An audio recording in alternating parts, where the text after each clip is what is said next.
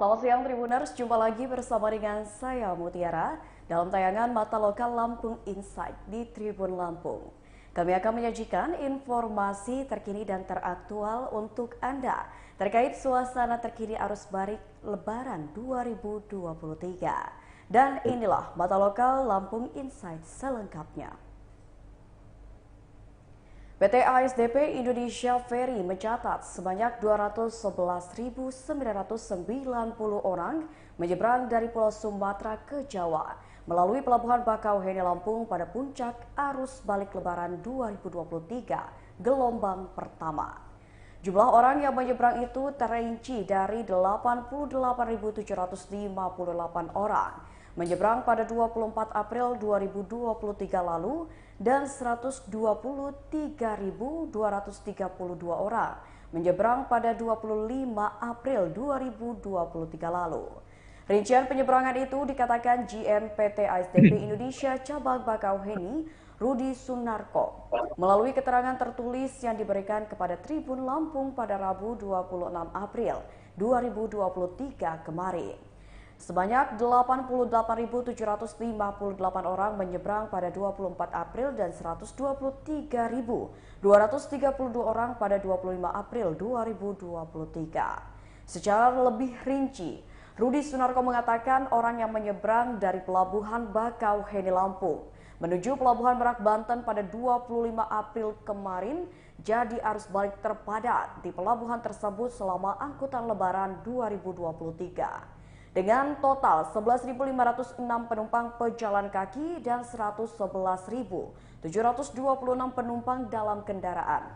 Menjadi hari dengan jumlah penumpang terbanyak selama angkutan Lebaran 2023. Dari data yang sama, puncak angkutan kendaraan juga terjadi dalam kalkulasi data kendaraan yang menyeberang dari pelabuhan yang sama.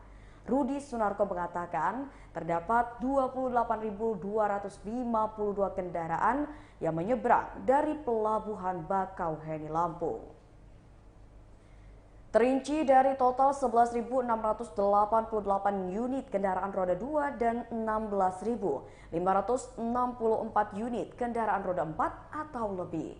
Meski sudah terbilang tinggi, Rudi Sunarko menyebutkan 43,2% penumpang dan 74,1% kendaraan masih berada di Sumatera dan belum kembali ke Pulau Jawa hingga laporan 25 April 2023 kemarin. Sebab dari total 1.060.312 orang yang menyeberang ke Sumatera lewat Pelabuhan Bakauheni, baru ada sekitar 676.094 yang kembali ke Pulau Jawa. Sementara dari 241.000 unit kendaraan yang ke Pulau Sumatera melalui Pelabuhan Bakauheni, baru ada sekitar 137.044 unit kendaraan yang kembali ke Pulau Jawa. Sisa kendaraan yang belum kembali ke Jawa diperkirakan akan secara bertahap pula. Dalam keterangan secara terpisah, Kepala Dinas Perhubungan Provinsi Lampung, Bambang Sumboko, menyebutkan terdapat dua gelombang pergerakan manusia pada arus balik Lebaran tahun ini. Pertama, yakni pada tanggal 24 hingga 25 April 2023, dan gelombang yang kedua, yakni pada tanggal 29 hingga 30 April 2023. Kemudian disambung pada 1 Mei 2023 yang merupakan Hari Peringatan Buruh Nasional.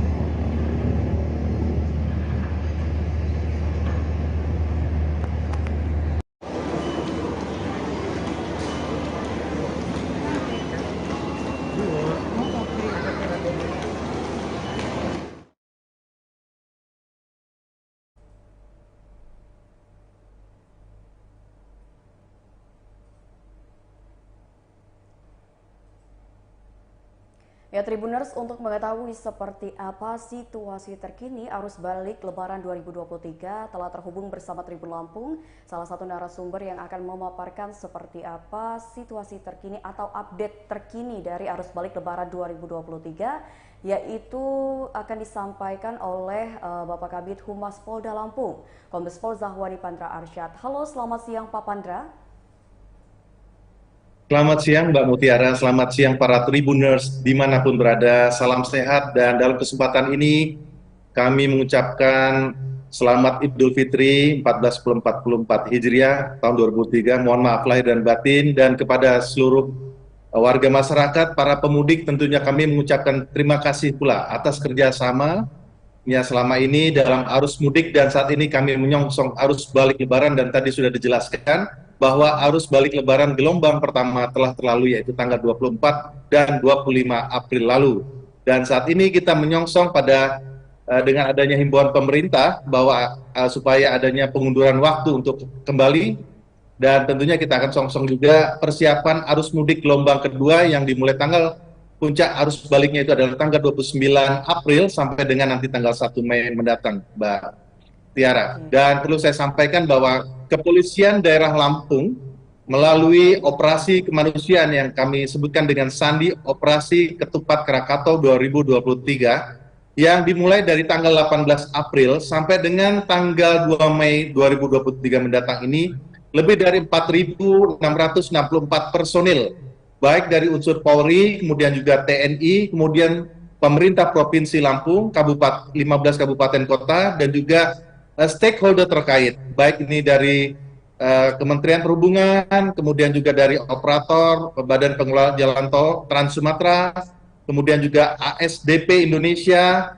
baik dari lintas sektoral lainnya, Basarnas, kemudian juga dari BMKG. Nah, kami saat ini berada di posko terpadu yang berada di Seaport Interdiction di Pelabuhan Bakauni, Lampung Selatan.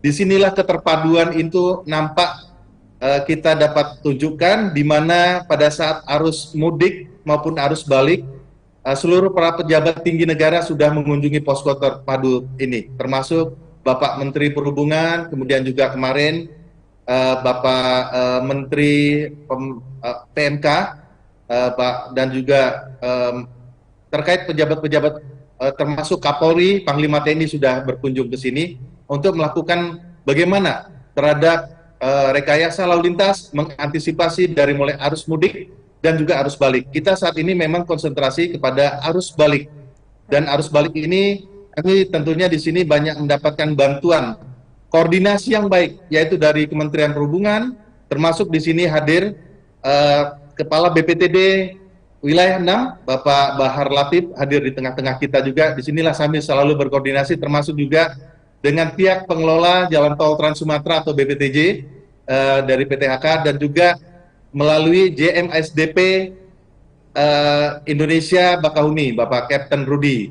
Nah, jadi kami selalu berkoordinasi, Mbak Mutiara, di mana termasuk juga antara posko satu dengan posko yang lain kami berkoordinasi, karena kita di dalam menjalankan operasi Ketupat Krakatau 2023 Polda Lampung ini, kita menyiapkan 83 pos pengamanan dan pos pelayanan, di mana di antara 83 pos PAM dan posyan tersebut terdapat satu posko terpadu. Nah, di sini kami berada, atau saya berada di sini bersama rekan-rekan lainnya, termasuk teman-teman media juga berada di sini untuk mendapatkan informasi yang cepat, tepat, dan akurat. Dan di sini juga pengendalian kami dengan posko terpadu yang ada di Merak, Banten. Jadi di sini sudah terpantau CCTV dari mulai jalan tol Sumatera sampai dengan tol dari Terbanggi sampai dengan Bakahuni ini kami terpantau, dan tadi saya jelaskan ada beberapa rekayasa lalu lintas yang kami lakukan. Apabila terjadi sandi merah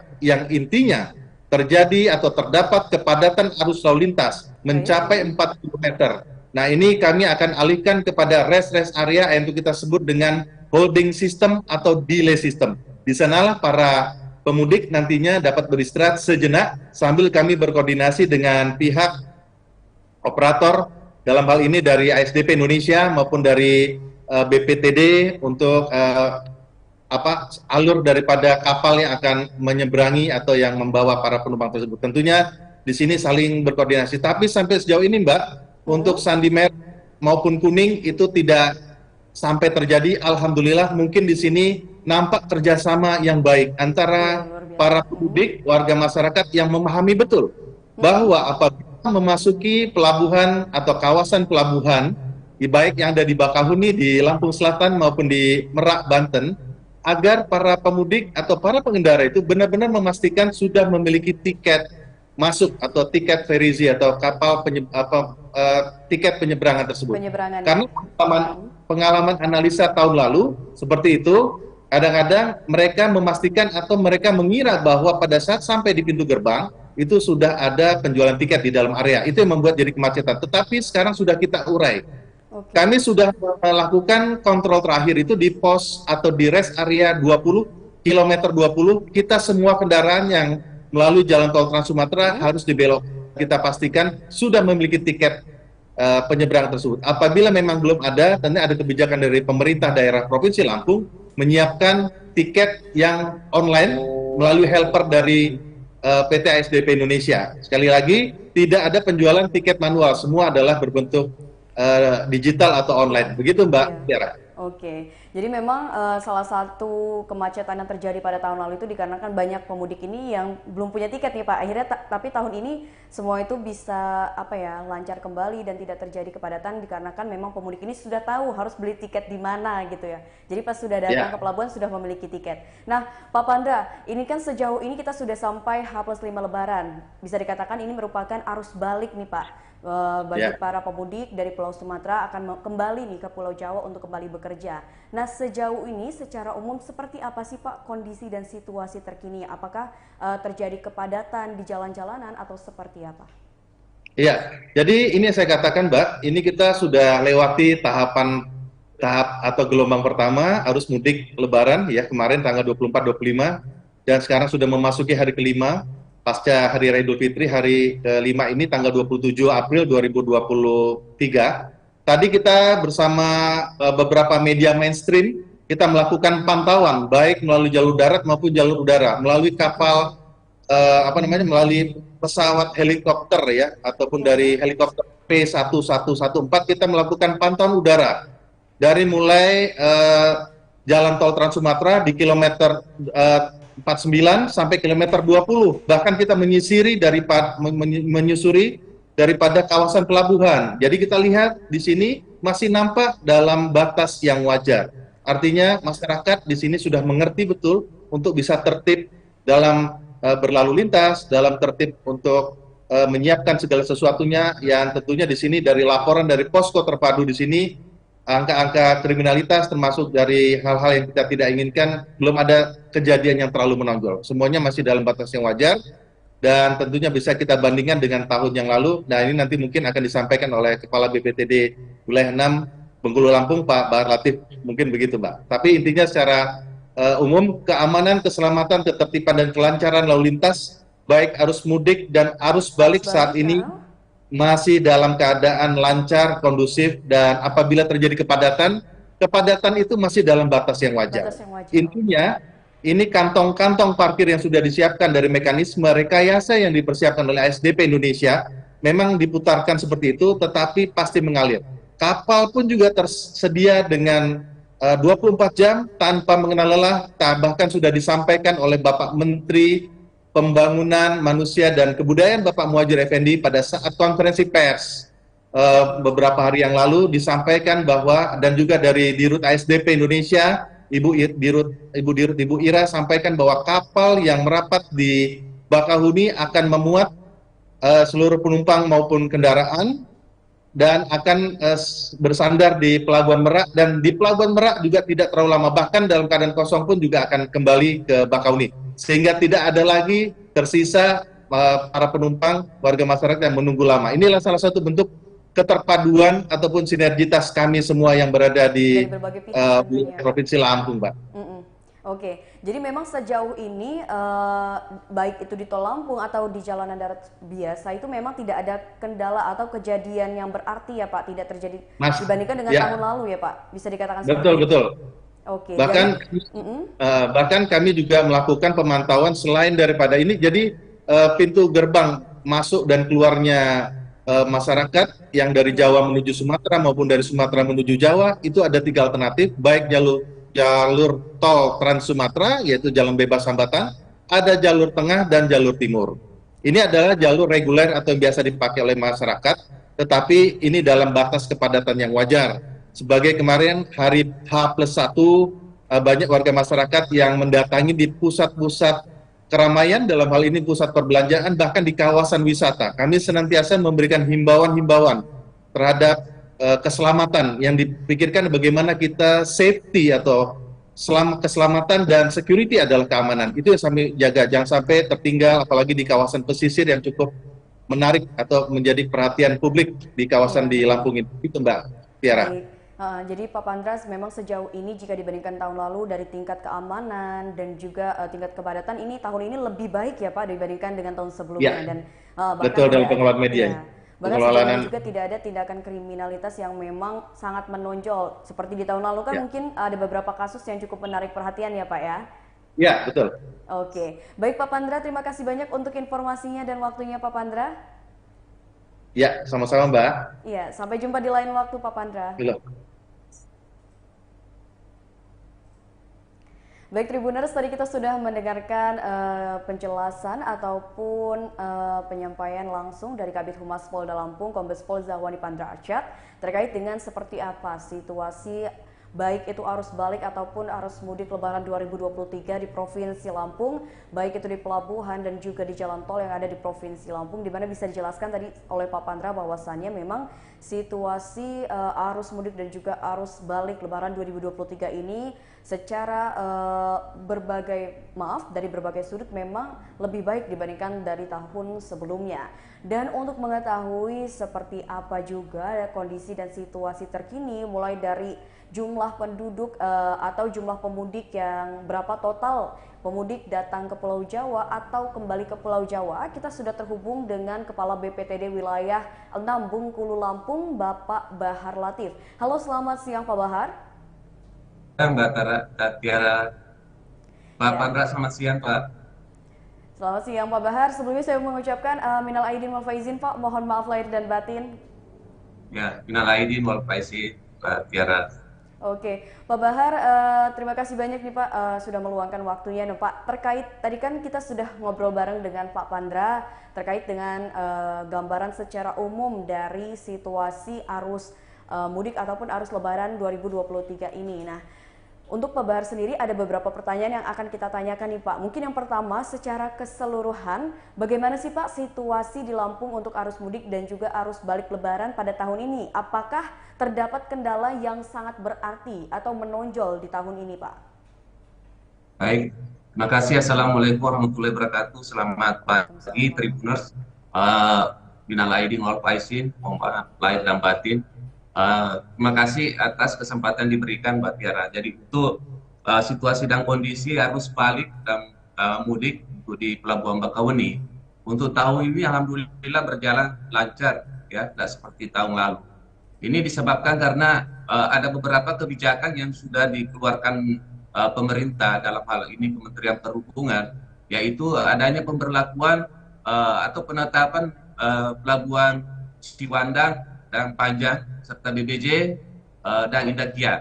Nah, ini sangat memberikan kontribusi yang positif sekali terhadap adanya penguraian kemacetan yang ada baik di Pelabuhan Merak maupun di Bakauheni.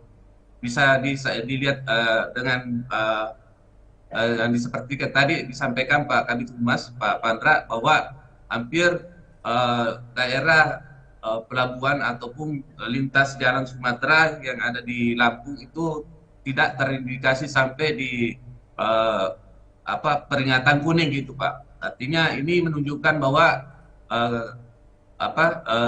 kemacetan yang ada di Pelabuhan Bakauheni maupun jalan lintas yang ada di sepanjang Lampung dan Sumatera itu bisa dikatakan aman.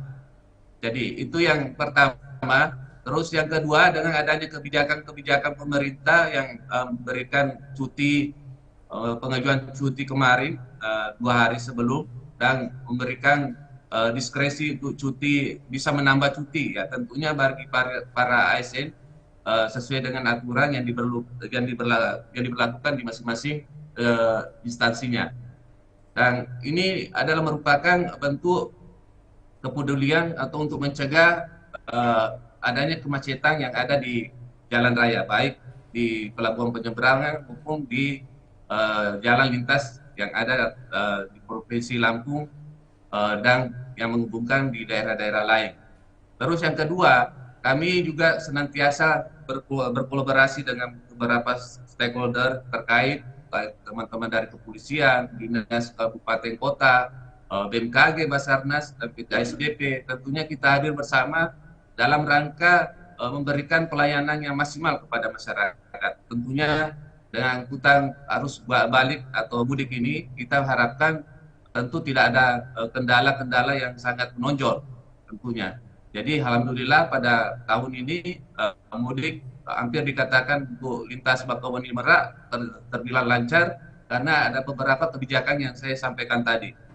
Terus selanjutnya kami juga melakukan monitoring terhadap titik-titik lokasi rawan lalu lintas. Tentunya kami juga mengadakan posko-posko bersama, baik dari teman-teman dari kepolisian, di Kabupaten Kota, dan lain-lainnya. Kita hadir bersama di posko tersebut untuk memberikan pelayanan yang maksimal kepada para pemudik yang melintasi posko tersebut. Tentunya kami harapkan para pemudik ini bisa memanfaatkan pos-posko yang ada di titik-titik sepanjang jalan lintas Sumatera ini. Jadi kami siap kapanpun untuk memberikan pelayanan yang terbaik.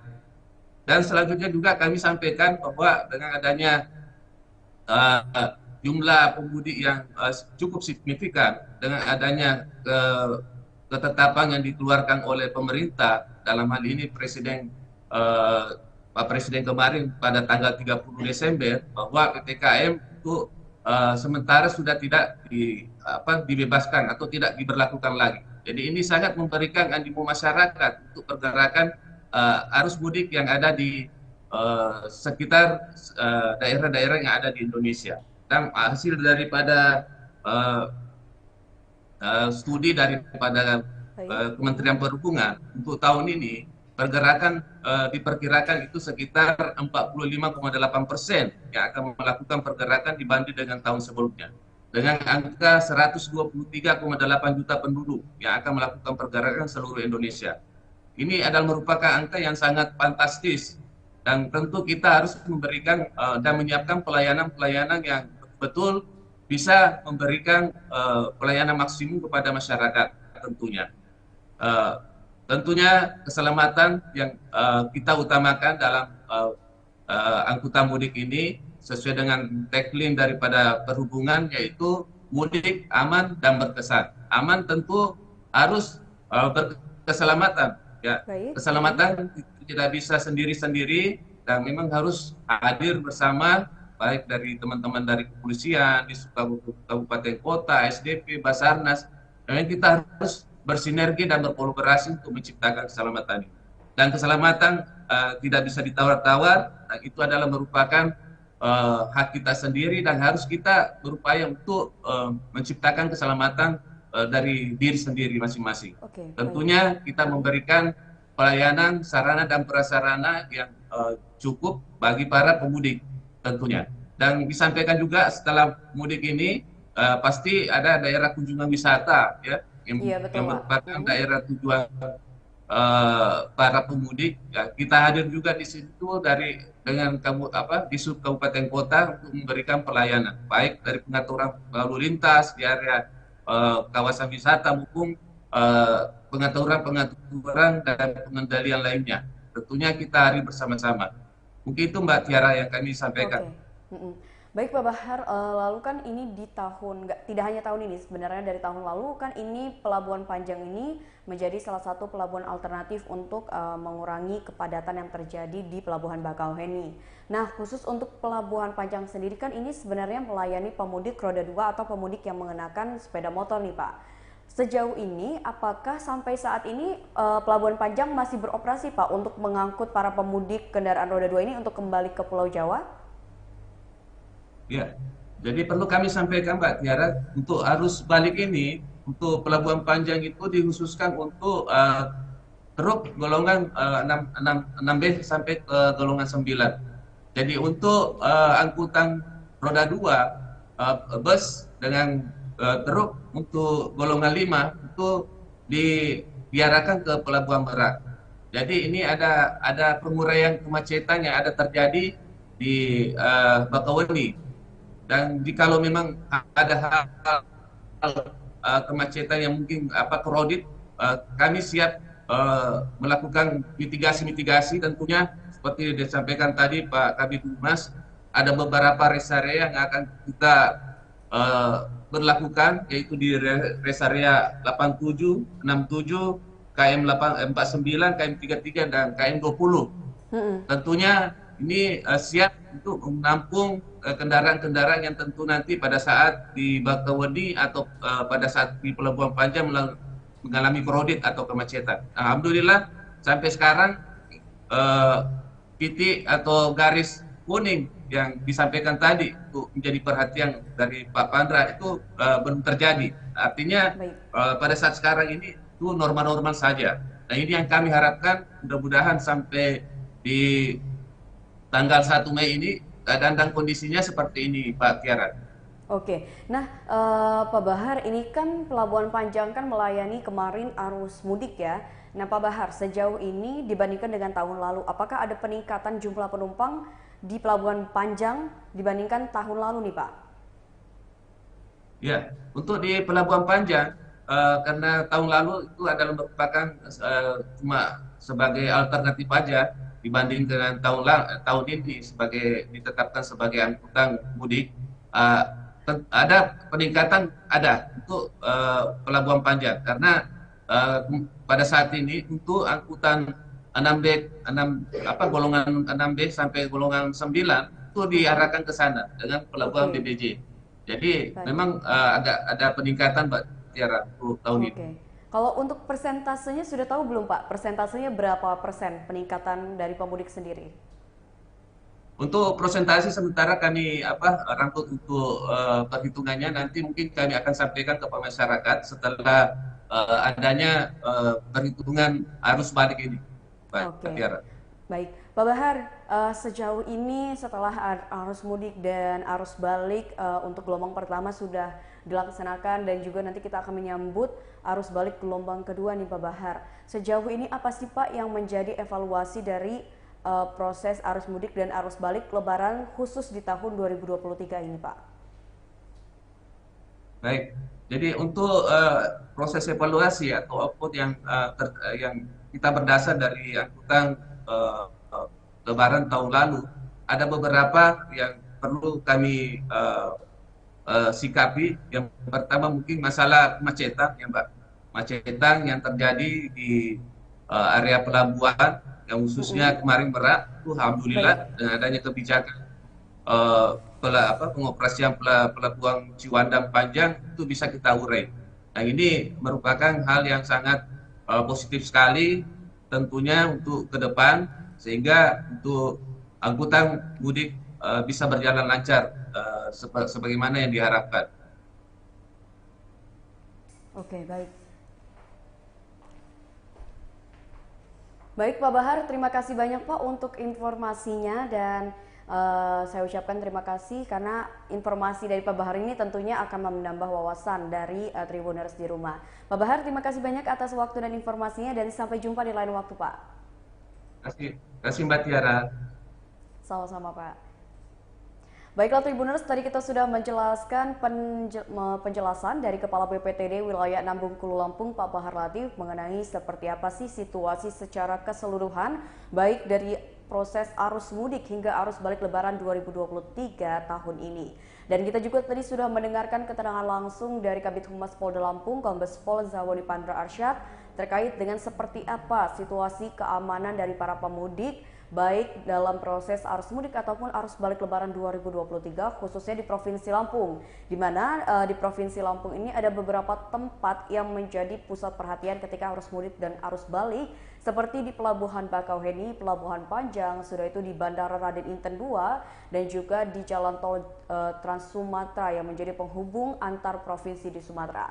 Nah, Tribuners, selain kita tadi sudah menjelaskan seperti apa situasi di Bakau yang memang saat ini berangsur normal karena gelombang pertama dari arus balik Lebaran 2023 ini sudah berlangsung pada tanggal 24 dan 25 April dan pada tanggal 29 hingga tanggal 1 Mei mendatang merupakan gelombang kedua dari arus balik Lebaran 2023. Tidak hanya di Pelabuhan Bakauheni Tribuners, Bandara Raden Inten II Lampung mencatat sebanyak 5.930 penumpang melakukan pergerakan selama gelombang pertama puncak arus balik Lebaran 2023. Asisten Manajer Operation dan Service Bandara Raden Inten II Lampung, Latif Nur Sasongko mengatakan, jumlah pergerakan penumpang tersebut naik tipis dibandingkan periode Lebaran sama tahun sebelumnya. Latif Nur Sasongko mengaku ada sekitar 5.508 orang melakukan pergerakan penumpang di Bandara Raden Inten II Lampung pada puncak arus balik Lebaran tahun lalu atau sekiranya hanya naik 7,6%. Ia merincikan sebanyak 2.865 penumpang pada 24 April 2023, kemudian 3.065 penumpang pada 25 April 2023. Dua hari tersebut seluruh penumpang ditampung dalam 38 pergerakan pesawat yang rinciannya 18 pesawat pada puncak arus balik Lebaran hari pertama dan 20 pesawat di hari setelahnya. Latif Nur Sasongko mengatakan pihaknya akan terus melakukan perhitungan angkutan Lebaran untuk arus balik hingga H+10 Idul Fitri 2023 atau tepatnya pada 2 Mei 2023. Perhitungan angkutan Lebaran sudah dilakukan dari H-10 Idul Fitri dan akan berlangsung hingga 2 Mei 2023 nanti. Sebelumnya, seperti kita ketahui bahwasannya PT ASDP Indonesia Ferry juga mencatat ada pergerakan penumpang yang tinggi dalam puncak arus balik 2023 kemarin.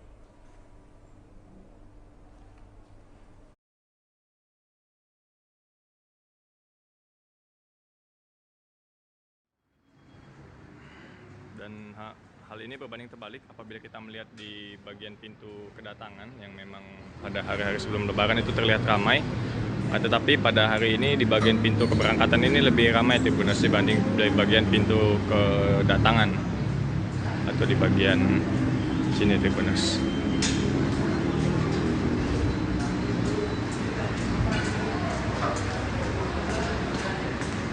Dan memang puncaknya diperkirakan terjadi pada H+3 Lebaran ini. Dan untuk besok pun diperkirakan memang masih terjadi peningkatan di bagian pintu kedatangan dari Bandara Raden Inten II Lampung ini Tribuners. Dan terlihat ada beberapa keluarga yang mengantar di bagian pintu keberangkatan pada hari Selasa ini, 25 April 2023.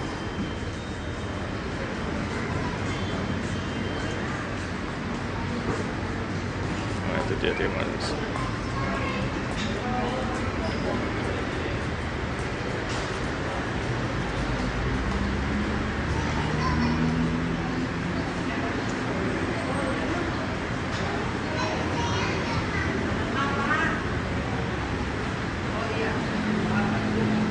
Ya, itu tadi Tribuners laporan saya Muhammad Umam Gifari dari Bandara Raden Inten II Lampung pada H+3 Lebaran ini yang terjadi mulai peningkatan di bagian pintu keberangkatan.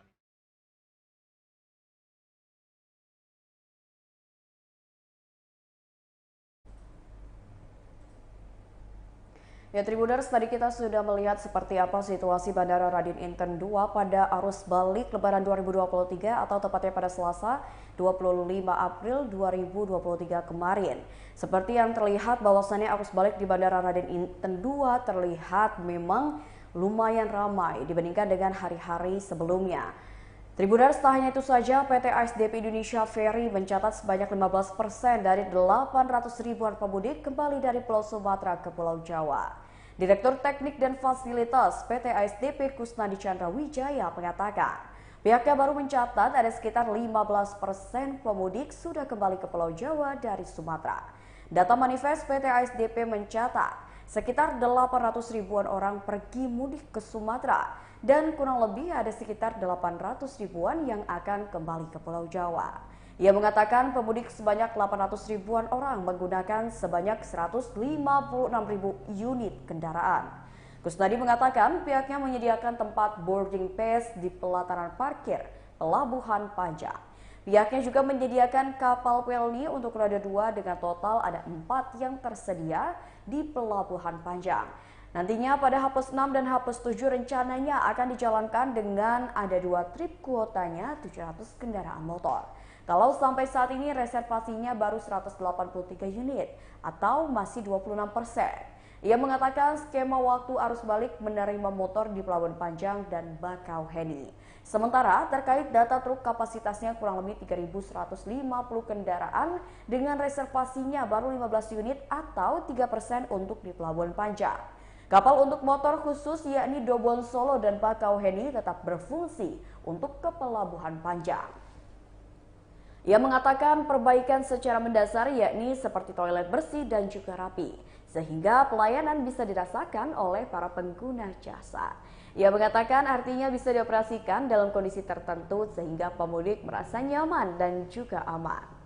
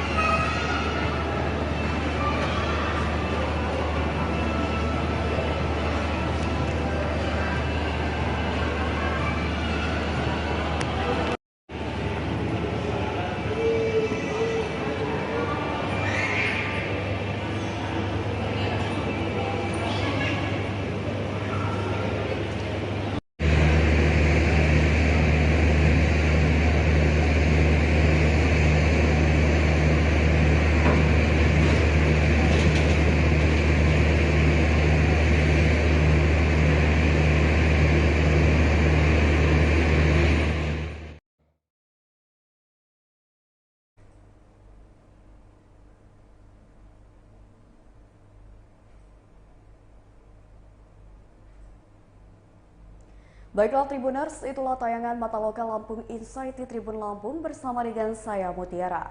Jangan lupa untuk saksikan tayangan informatif dan menarik lainnya hanya di YouTube Tribun Lampung News Video, YouTube Tribun Lampung Official, Facebook Tribun Lampung, Instagram @tribunlampung dan TikTok @tribunlampung untuk informasi terupdate lainnya.